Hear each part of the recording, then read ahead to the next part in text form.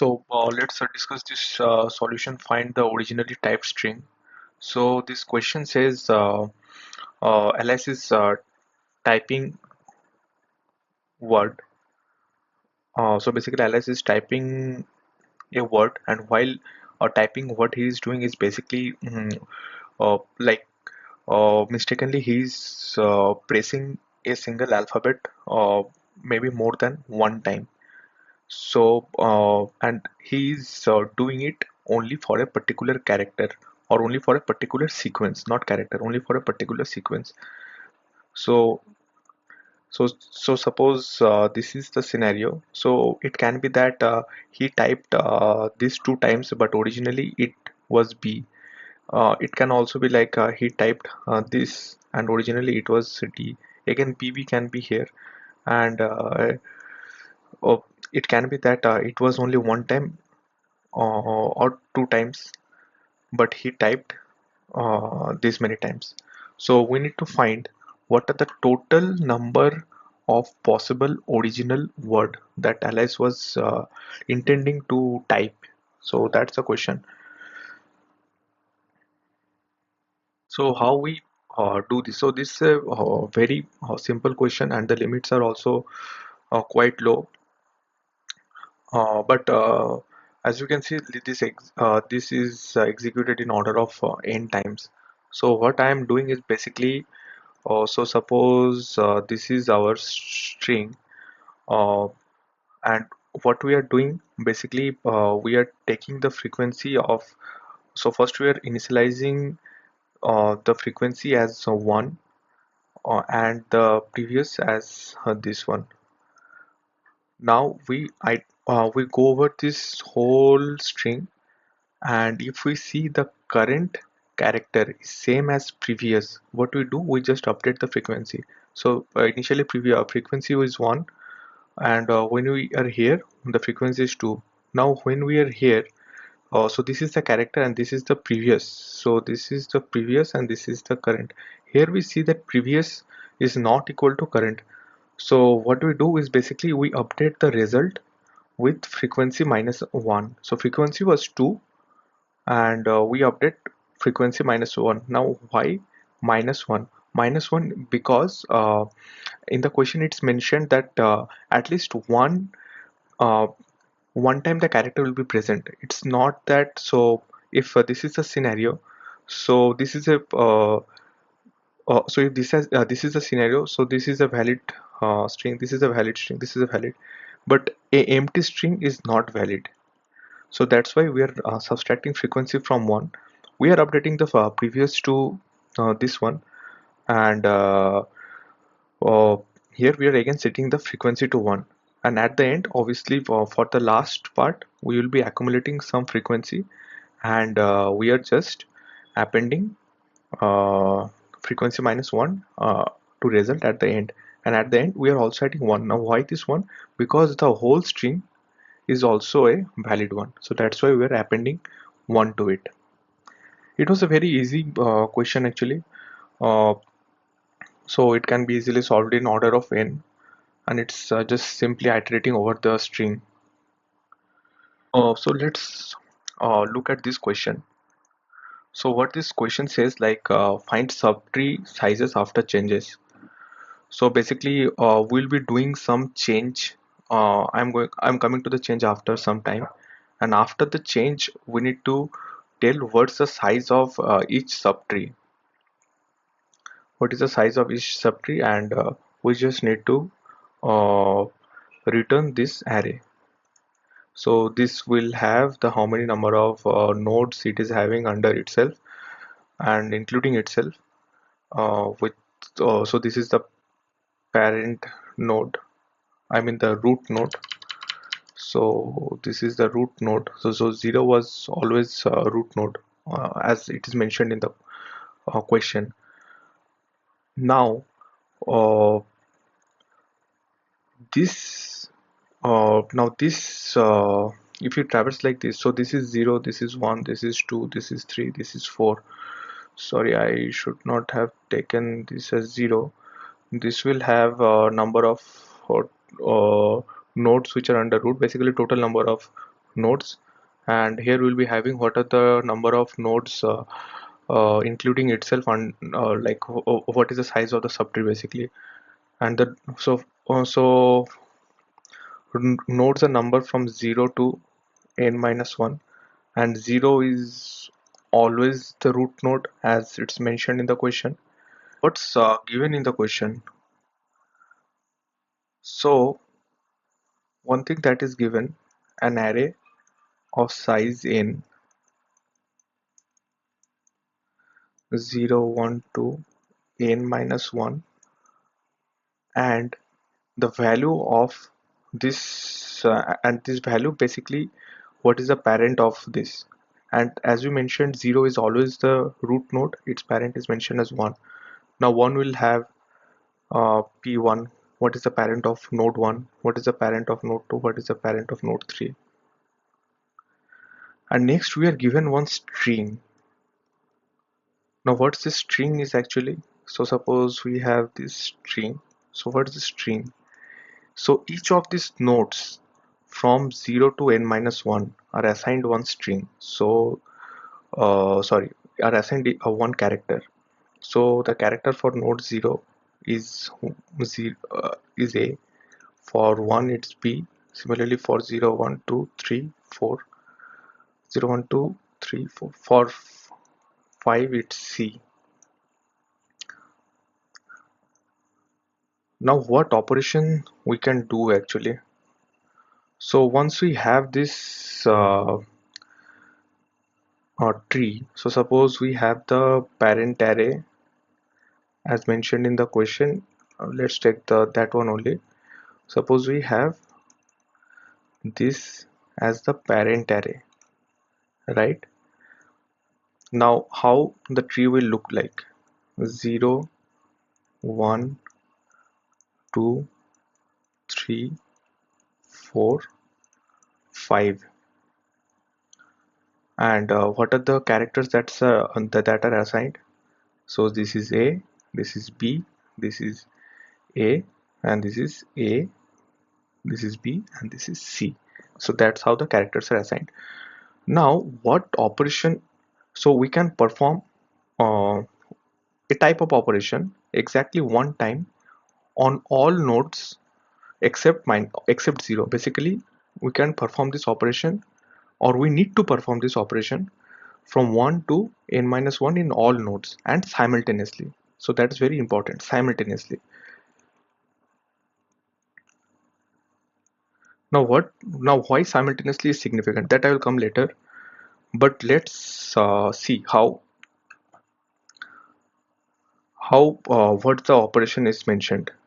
So the operation that is mentioned, you need to find for a node what's the closest ancestor with the same character value, and you need to remove that node from its parent and put that node uh, or assign or basically adjust that node, or add that node to the lowest ancestor with the same character value. So for this we can see three the lowest ancestor with character A is the root itself. So we remove it from here,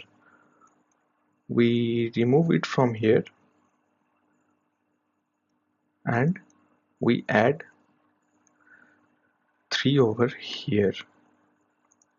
So this is the operation, and we need to do it simultaneously. Now why is, or like how simultaneously is very important. Simultaneously means that, so we have 3 over here, so 3 was here, and suppose 3 was having another child to it. So suppose let's revert back. So suppose 3 was here and it was assigned A. Now this is having a child to it, right? And suppose this is having also A. So we need to perform this operation on the tree on initial state. It's not that we remove 3 and attached it over here it will affect this. No, this all the operation that will be performed on all the nodes like from 1 to n minus 1, it is based on the uh, it is based on the tree that was mentioned on the initial state. Like whatever parent array we have, that will never be changed. That's the main thing. Like whatever operations we will be doing for every node on the parent array. So basically all operations on parent array. This was very important. Simultaneously. What this simultaneously means. Now let's look at the code. See what we are doing. So first we create one new parent array and assign new parent array uh, all the node as -1. So what is this function find parent? So we are given one, so we are mentioned one, we need to do one operation where we need to find the lowest ancestor with the same character value, and if you're able to find that node, we need to take out the node from its current parent and add it over there basically. So what we do is basically we get the uh, temporary value as the parent of the current node. Now while temporary value is not equal to -1, why this? Because we cannot go above root. So this is the first condition, and second condition is the string value of the parent string value of the parent or the ancestor should not be equal to the string value of the current node. So when we break out from the loop, either we went up to root, if we break at this condition, we went up to root, but we were not able to find ancestor with the same string value. If so, next, if temporary not equal to -1, what this means? This means that we were able to find one ancestor whose string value is equal to the string value or the character value of the current node, and we just update the parent of the node to that temporary. And if it is equals to -1, that means we are not able to find a ancestor with the same string value, so we just keep whatever it was previously. So for all the nodes from 1 to n minus 1, we update the parents. So this is the first step.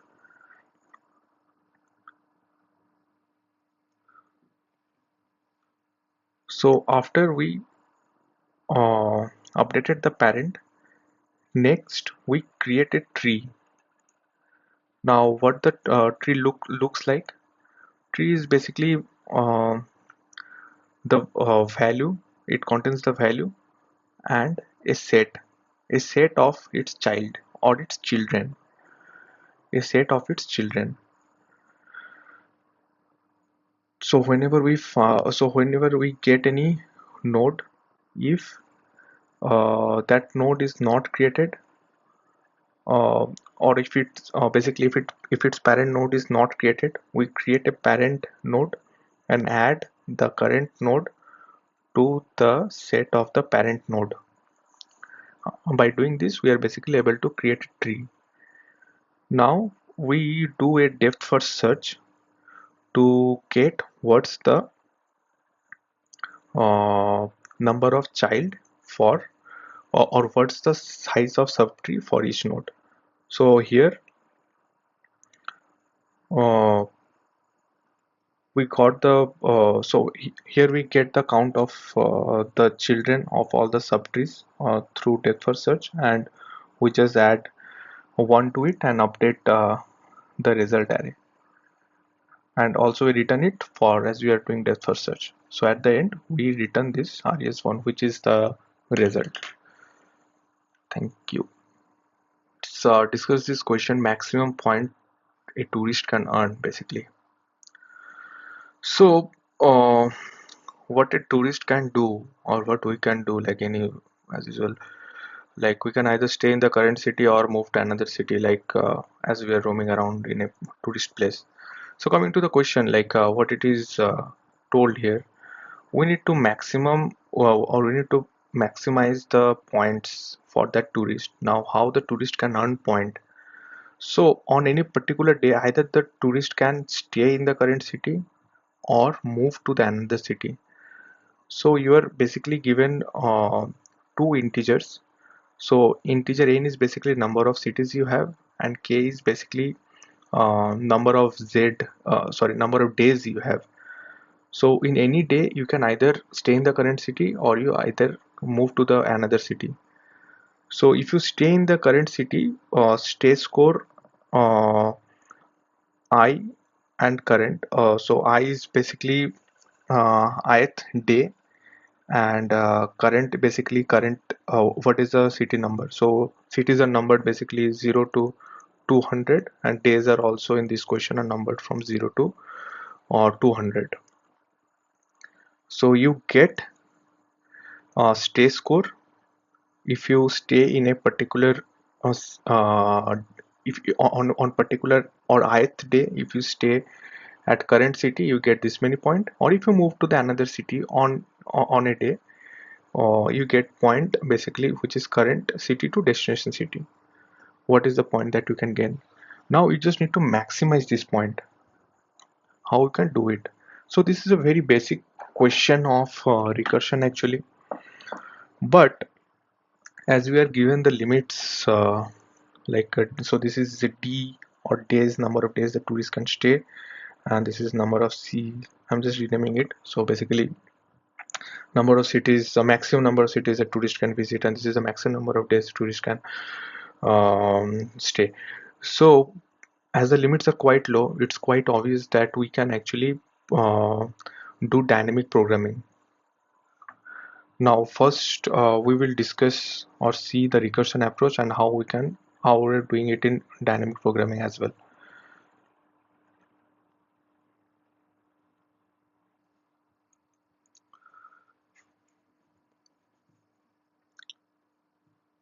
So on any particular day, or on 0th day, the tourist can start at any city. So here D is day and C is city. Now when D equals to K, or the tourist has reached the limit of days, we just return 0. Now let's forget this one for time being. So this is a part of basically dynamic programming. Now on any day, tourist can either stay or move to another city. If the tourist decides to stay, right, we get the stay score and attach, or on d plus 1 we do another function call to this one, or we do another recursive call, because yeah, we do another recursive call. Now if tourist decides to move to another city, so we have n is basically a number of cities that you have actually. So where I'm putting n, okay, so n is basically number of cities here. So if I not equal to c, basically obviously tourist will not stay in the or move to the same city. Staying is different, and so tourist will cannot move to the same city again. It will move to the other city. So we are just maximizing on this result. So we got this result. So we get the travel score for moving from city C to city I, and on D plus 1 the tourist can do whatever he wants to do, like whatever will give the maximum point. So we do recursion for that. So once we get the maximum point, we just return it. Now this is a very now we can apply top down approach to it. So we have this dynamic programming array, 2D array, where here we have D on days, or here we have city. If we have already calculated for dth D and for city C what's the maximum point can get, we just return it. And if we didn't calculate, we go over this logic and we calculate it. It's very interesting to see, like, we were so if we use um, dictionary and the key is tuple like d comma c, it will like the question was timing out for some reason. Only one test case was not able to pass. It was giving time limit exceeded. But once we shifted to this 2D array, it is passing. The reason is obvious. If you look into if you look into dictionary, it will take order of log n, and if you look into this 2D array, it will take order of 1. So that's how we optimized it with dynamic programming and with 2D array, not with dictionary.